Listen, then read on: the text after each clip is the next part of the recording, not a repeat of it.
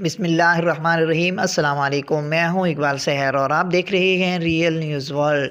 ناظرین، اس وقت ہم آپ سے اہم ترین خبر شیئر کر رہے ہیں۔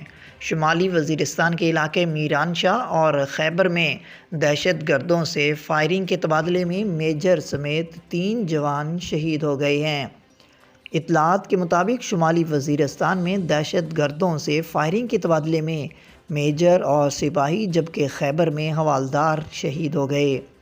پاک فوج کے شعبہ تعلقات عامہ ISPR کے مطابق سیکیورٹی فورسز نے 1 ستمبر کو شمالی وزیرستان کے علاقے میران شاہ میں دہشتگردوں کی موجودگی کی اطلاع پر آپریشن کیا۔ اس آپریشن کی قیادت میجر عامر کر رہے تھے، جنہیں دہشت گردوں نے اپنے گھیرے میں لے لیا۔ اسی دوران میں سیکیورٹی فورسز نے دہشت گردوں کی پیش قدمی روکنے کے لیے فائرنگ کر دی۔ انہوں نے جوابی فائرنگ کی۔ دو طرفہ شدید فائرنگ کے تبادلے میں ایک دہشت گرد مارا گیا جبکہ دوسرا زخمی ہوا۔ ISPR کا کہنا ہے کہ شدید فائرنگ کے تبادلے کے نتیجے میں قوم کے 2 بہادر بیٹے میجر عامر عزیز اور سپاہی محمد عارف شہید ہو گئے۔